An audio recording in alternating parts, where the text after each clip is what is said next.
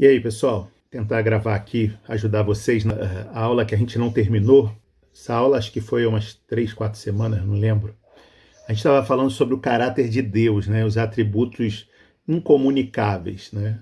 A gente classificou como incomunicáveis e comunicáveis, né? E os incomunicáveis é o que a gente menos participa, né? O que menos é transferido para nós, esses atributos de Deus, né? Antes de fazer, né, de continuar da onde a gente parou, a gente vai fazer uma rápida revisão resumida aqui para a gente se situar, né? A gente falou sobre os nomes de Deus nas Escrituras, né? A gente fala sobre a questão da natureza, glorificar a Deus, e, e os nomes bíblicos, né, são diversos retratos da natureza de Deus e do caráter de Deus, né? As Escrituras, tudo que a Escritura diz a respeito de Deus, né, ela usa uma linguagem antropomórfica, né? A gente tem uma ideia de Deus como, na questão humana, né, uma linguagem que remete a termos humanos. A gente vai falar muito legal sobre isso, que é a questão da criação ter sido, quando a gente fala que a criação foi criada para glorificar a Deus, né?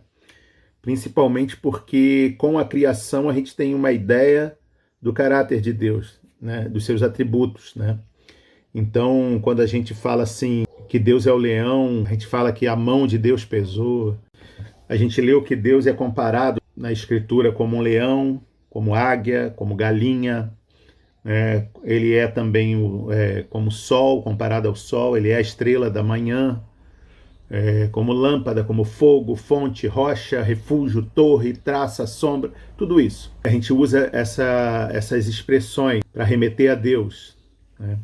A gente fala assim, da questão humana, a gente chama ele de noivo, de marido, juiz e rei, homem de guerra, arquiteto, edificador, olha quanta coisa. Assim por diante. Com respeito às ações humanas, Deus é retratado como alguém que sabe, que lembra, que vê, que ouve, que sente cheiro, que põe à prova, que senta, que levanta, anda, enxuga as lágrimas, se entristece. E também as emoções humanas, né? A gente fala de alegria, como eu falei agora, se entristecer, né? Pesar, ira, amor, ódio, e assim vai. Embora ele não tenha um corpo físico, a gente fala das partes, como falei no início aqui, a questão da mão de Deus, né? Atividades de Deus num modo assim de metáfora, né? A face de Deus, o semblante, os olhos, a pálpebra, os ouvidos, as narinas de Deus, a boca, os lábios, a língua, vários termos que a gente usa. Então, essa grande diversidade de retratos de Deus extraídos da experiência humana do mundo natural deve nos lembrar que Deus criou o universo para que esse revelasse a essência do seu caráter, a sua natureza. Olha que legal. A gente lembrou isso lá. Deus cria essas coisas e essas coisas vão servir para identificá-lo a nós, né? A gente, quando ouve que Deus é como um leão, não como um leão em sua forma de animal, mas a questão da força, do poder, da liderança, a gente vai ver referências que falam em relação à beleza de Deus. A gente não vê Deus, né? Mas através das coisas criadas, e Paulo fala lá em Romanos, né, que é indesculpável o homem que não reconhece Deus através das coisas criadas, mas as coisas criadas, próprias coisas que Deus criou, servem para nos trazer referência dele. Isso é muito bacana, é muito incrível isso. Transmite o caráter dele, a glória dele. Espero que vocês tenham entendido isso. Você vai ver uma coisa interessante, né, quando fala que Deus é o arquiteto, um termo que foi criado bem depois, né? E é aí que você entende a questão de ter que fazer algumas atualizações, não atualização da Bíblia, né? Não é o Ed René, mas de você fazer versões, né? Porque esse termo não existia na época, né? Então, assim como esse termo não existia na época, vários outros termos vieram a existir depois e faz-se necessário fazer versões que mais contextualizam para quem está lendo nos dias de hoje, né? Agora também é importante lembrar que apesar de ter vários nomes e várias definições, não tem como, de maneira alguma, a gente compreender Deus na sua totalidade, né? Na plenitude da natureza dele. Isso é praticamente impossível, né? Praticamente não, é impossível, né? Não tem como. Deus é um ser espiritual, e o seu poder está além da nossa compreensão, né? Se a gente tem coisas hoje que foram criadas pelo homem, que há um tempo atrás a gente não imaginaria, né? Você imagina tudo a respeito de Deus. Não tem como a gente saber. A gente vai saber quando a gente estiver lá, e mesmo assim não teremos ainda essa capacidade de compreender a grandiosidade de Deus, entendeu? Vamos agora, né, para as definições equilibradas dos atributos incomunicáveis de Deus. Os atributos incomunicáveis são talvez os mais difíceis de se compreender e que a gente às vezes compreende muito de maneira errada. Eles representam aspectos do caráter divino que são menos familiares à nossa experiência. Isso me vem à mente uma coisa muito legal que minha sogra fala que o avô dela fazia essa pegadinha, fazia uma pergunta para elas, ela e as irmãs, quando elas eram crianças, perguntava assim: qual é a única coisa que Deus não conhece? E todo mundo fica assim: como? Existe algo que Deus não conhece? Aí ele falava: tem sim, Deus não conhece o impossível. Então é legal, assim, é oportuno para falar por causa do caráter de Deus, né, dos seus atributos. Realmente só tem isso que Deus não conhece, que é o impossível. Vamos continuando. A gente falou, né? Esse primeiro atributo que a gente fala aí é independência, né? A gente fala que Deus, ele possui uma existência autônoma, né? Uma autoexistência, conhecido também como aceidade, que vem das palavras latinas que significa de si mesmo. Deus é absolutamente independente e autossuficiente. Deus não precisa de nós para nada, não precisa de ninguém para nada. Ele é totalmente autossuficiente. Isso é um dom incomunicável, porque nós somos dependentes, totalmente dependentes. Deus não depende de nada, de absolutamente nada. Poderíamos até ser poéticos e falar que Deus depende do nosso amor. Não, mas ele não depende de nada. Ele depende somente dele. Ele é autossuficiente. Segunda coisa é a imutabilidade. A imutabilidade. Deus não muda. Deus, ele é imutável em seu ser, em suas perfeições, em seus propósitos, em suas promessas, né? Porém, Deus efetivamente age e sente emoções. Ele age e sente de modos diversos diante de situações diferentes. Esse é um atributo que também é chamado de inalterabilidade. A gente vai ver nas escrituras falar que Deus se arrependeu, né? A questão lá de Noé, quando Deus acabou com a vida na terra através do dilúvio, fala que ele se arrepende, que ele nunca mais faria daquela forma. Agora é importante a gente compreender algo, eu falei na sala de aula, isso é algo muito bacana. Quando a gente fala que Deus é imutável, não quer dizer que ele não possa, às vezes, mudar, como que eu vou dizer, que ele não possa se arrepender de algo, que ele não possa, talvez, mudar uma ação que ele iria fazer. A gente vê que em Jonas ele ia acabar com Nínive, mas ele manda Jonas lá para pregar o evangelho e aquele povo todo se converte. A gente aprende na Bíblia que um coração quebrantado, que uma oração move a mão de Deus. Eu entendo, a gente vai compreender a imutabilidade, não que ele seja um Deus implacável, um Deus que não perdoa, não, pelo contrário, é um Deus altamente perdoador. A questão justamente da imutabilidade dele é nesse aspecto. Deus, ele sempre está disposto a perdoar. Ele sempre está disposto a mudar uma situação se houver perdão, se houver quebrantamento. Isso faz parte do caráter dele, e esse caráter dele, ele é imutável. Não é que ele, olha, vou matar esse povo e acabou. Não. Se aquele povo se arrepender, ele não mata. Eu estou falando de Antigo Testamento, né? Na dinâmica do Antigo Testamento. Então, a imutabilidade de Deus, a questão dele não mudar, dele é justamente a questão do caráter dele. Outra coisa que é legal frisar, né, é a questão da impassibilidade de Deus. Não quer dizer que ele não se importa, não quer dizer que ele não sofra, né? Na verdade, ele eu acredito que ele sofra, né? A questão é que isso não causa dano a ele, entendeu? Nós, às vezes, acontece alguma coisa, a gente costuma falar muito a respeito da morte, né? Mesmo sendo cristãos, muitas vezes a gente sofre muito com a morte de alguém, a gente fica com aquela ideia na cabeça se a gente vai encontrar as pessoas quando estivermos no céu, essa coisa toda, e às vezes fala assim, mas como vai ser saber que alguém não foi para o céu, para a eternidade, se alguém está sofrendo no inferno, isso não vai nos causar sofrimento? Olha, isso pode até nos causar uma certa tristeza, mas não nos causará dano, porque lá nós viveremos a plenitude do céu, a plenitude de Deus. O Espírito Santo viverá em nós de forma plena. Então, Deus, é claro que ele se entristece com cada um que não é salvo, tenho certeza disso, porém isso não o causa dano, né? Não o causa um sofrimento danoso, sabe? Há uma compreensão celestial acima acima da nossa compreensão, né? A compreensão de Deus é acima da nossa compreensão.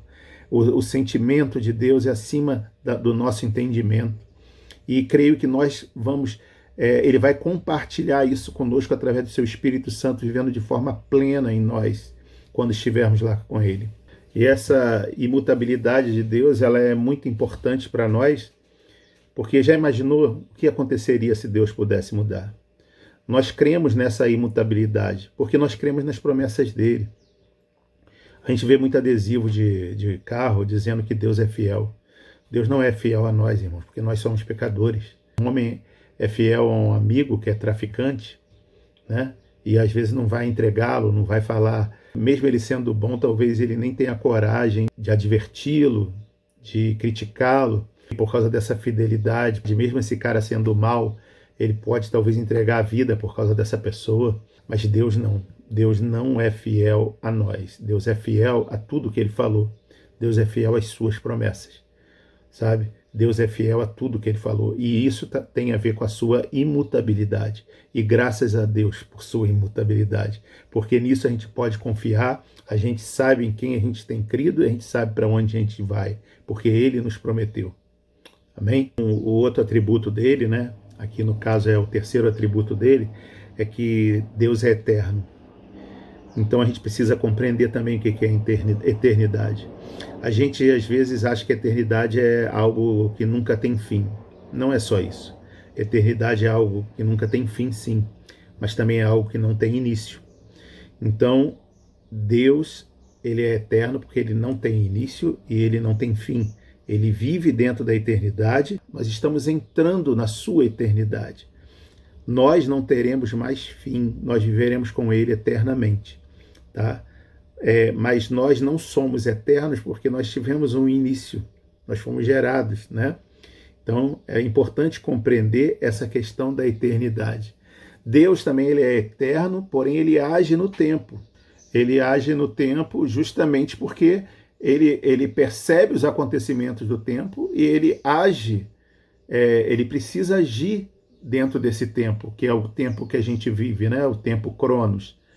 Então, ele é eterno, porém age dentro do tempo. Ser infinito também significa ser ilimitado, ou seja, o tempo ele não impõe limites a Deus. E o fato de Deus não ter princípio nem fim, ele pode ser visto em alguns textos, né? Olha aqui, o Salmo 90. Antes que os montes nascessem e antes que tivesse formado a terra e o mundo, de eternidade a eternidade, tu és Deus. Salmo 90, verso 2. Também tem aqui Jó 36, 26. Eliú diz a respeito de Deus, o número dos seus anos é incontável. Vamos lá, o que mais? Eu sou o Alfa e o Ômega, diz o Senhor Deus, aquele que é, que era e o que há de vir, o Todo-Poderoso.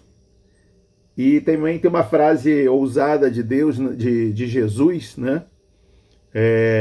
Um verbo que ele usa no tempo presente, quando ele está falando com os fariseus lá em João capítulo 8, que ele vai falar assim, antes de Abraão existir, eu sou.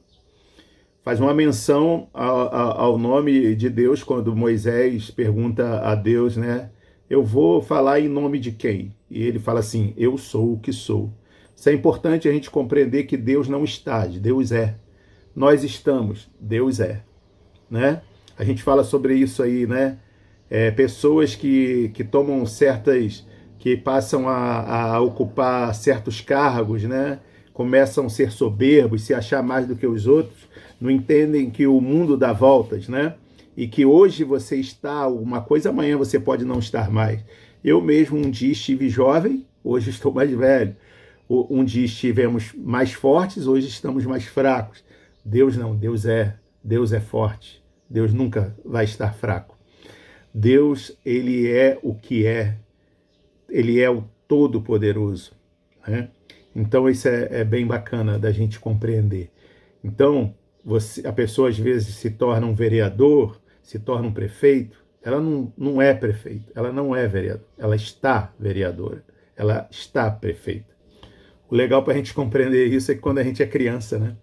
Às vezes, quando uma pessoa é forte, muito forte, vai lá e faz uma covardia com alguém mais novo. E um dia essa pessoa cresce, essa criança cresce e esse homem envelhece. E aí o negócio complica, né? Se essa criança quiser se vingar, um dia ela sendo mais forte, ela pode se vingar, porque a gente não é forte para sempre. A gente está forte. Só eu que sou forte porque meu nome é Moisés Forte. E outra coisa legal também é que se ele existe, ele não tem início nem fim, isso é uma prova que ele criou todas as coisas. Porque as coisas não são eternas, né? Mas ele criou todas as coisas. Ele criou o próprio tempo. Se ele não tem início nem fim, se ele não vive no nosso tempo, Cronos, né? O tempo de Deus é o Kairos. É sinal que ele criou o tempo que a gente vive. Ele é um ser espiritual, né? Imaterial, porque antes dele ter criado o universo não havia matéria, foi ele que criou a matéria.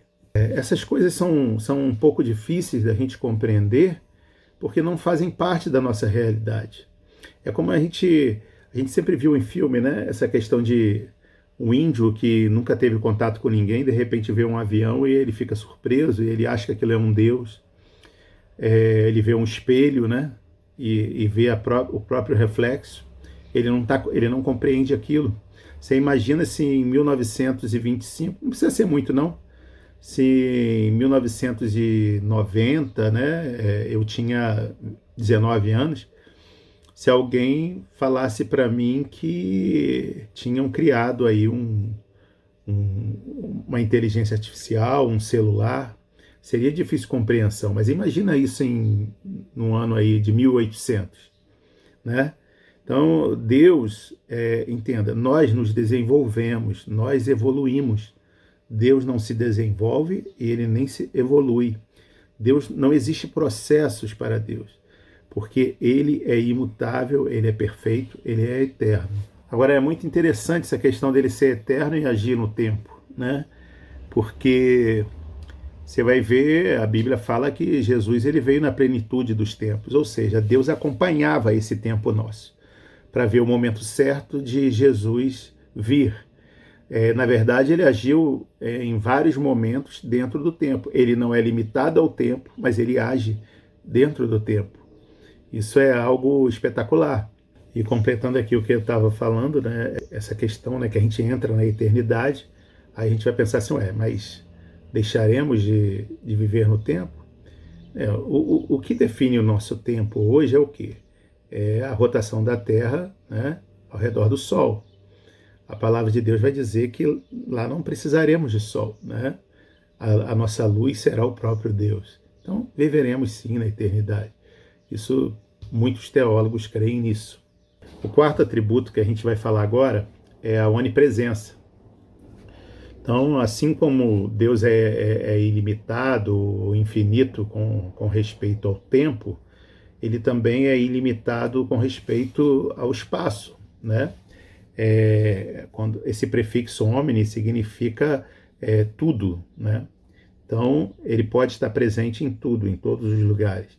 A onipresença de Deus pode ser definida assim, né, que Deus não tem tamanho nem dimensões espaciais e está presente em cada ponto do espaço com todo o seu ser.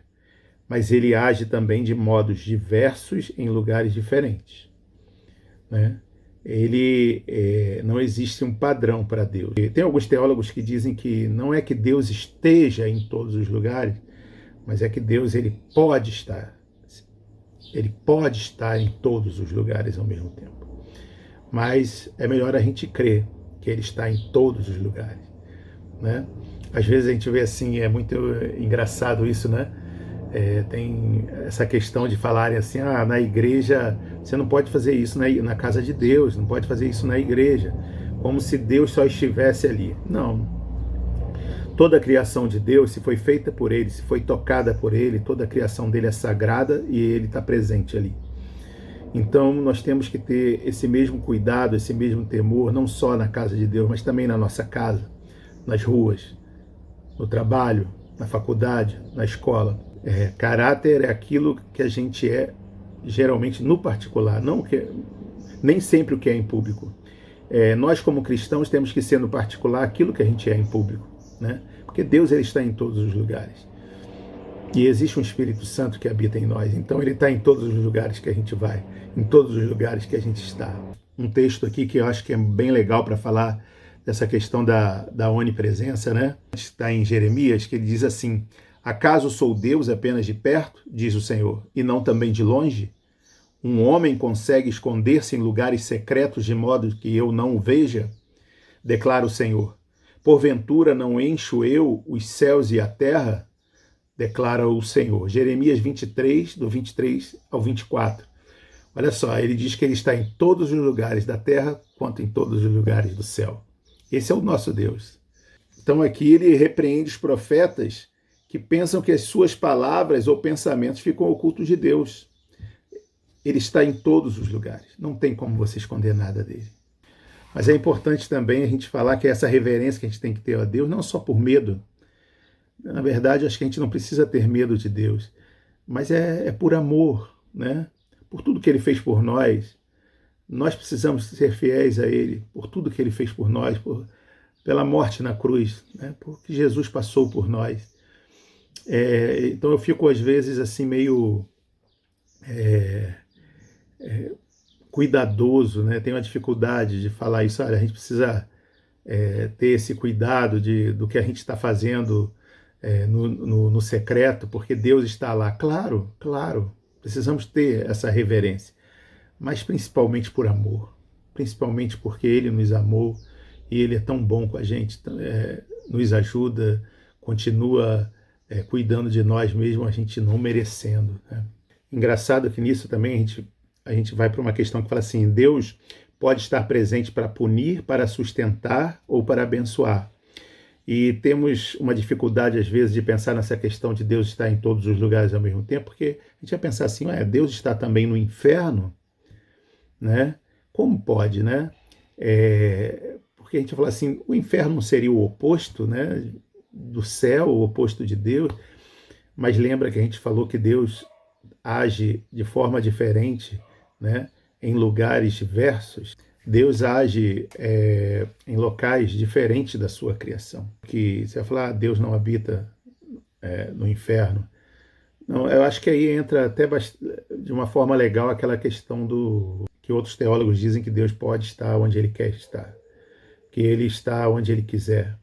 Mas também a gente pode compreender que talvez no inferno esteja a ira de Deus.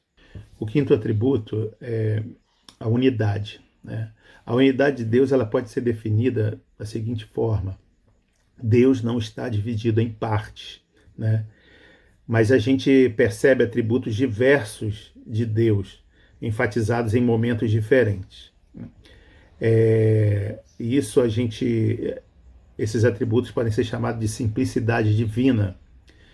A gente emprega o simples agora do sentido de como que eu vou dizer, de menos comum, de não complexo, de não composto de partes.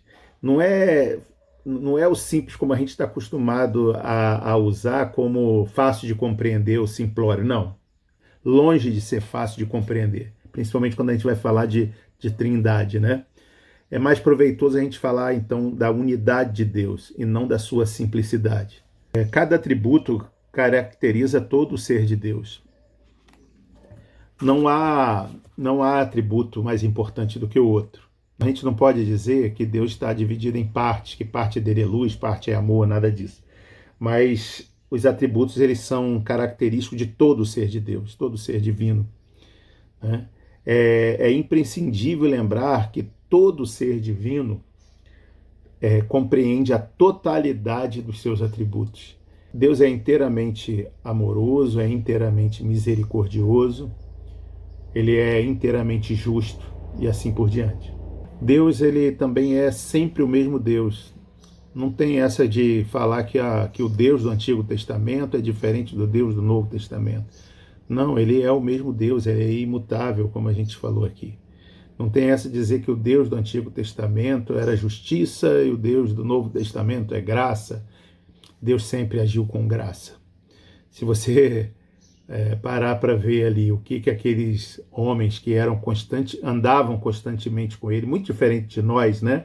Aqueles homens viam milagres diariamente, aqueles homens no deserto eram alimentados por Deus, suas roupas não se gastavam, eles não foram em nenhum momento desamparados, mas mesmo assim criticavam, murmuravam, né? Então a gente vê muita graça de Deus com ele, muita misericórdia, porque Deus podia ter acabado com todos eles. Deus poderia ter perdido a paciência como qualquer um de nós perderia. Então ele é um Deus sempre gracioso, um Deus sempre amoroso, um Deus de amor realmente. Ele é, na verdade, o próprio amor, né? Que tem coisas que precisam ser feitas, é como um pai, né? Um pai precisa ser um pouco mais duro, às vezes, um pouco mais intolerante, às vezes, com certas coisas que seus filhos, principalmente criança, quando criança, fazem, para que as crianças aprendam. Então Deus estava ali, naquele momento ali, agindo daquela forma e se revelando, né, para aqueles homens, de forma que eles pudessem compreendê-lo, aprendê-lo, a descobrir qual era a boa vontade de Deus. E, finalizando essa parte aqui hoje, nenhum atributo de Deus é mais importante. Deus não age em determinado momento sendo mais amoroso ou sendo mais justo, né? Não tem isso. Se a gente falasse isso, a gente estaria admitindo que Deus muda, e ele não muda. Então, ele é Deus, ele é o próprio Deus em todo o seu ser, né? Que é de importância suprema. Ele é o próprio Deus em todo o seu ser, é o Deus que devemos buscar conhecer cada vez mais e amá-lo cada vez mais. Então é isso, né? Então a gente finaliza aqui essa aula, né? Falando sobre os atributos incomunicáveis de Deus. A próxima aula a gente vai falar sobre os atributos comunicáveis. Deus abençoe, fique com Deus, continue estudando, continue procurando conhecer mais dele. Até lá!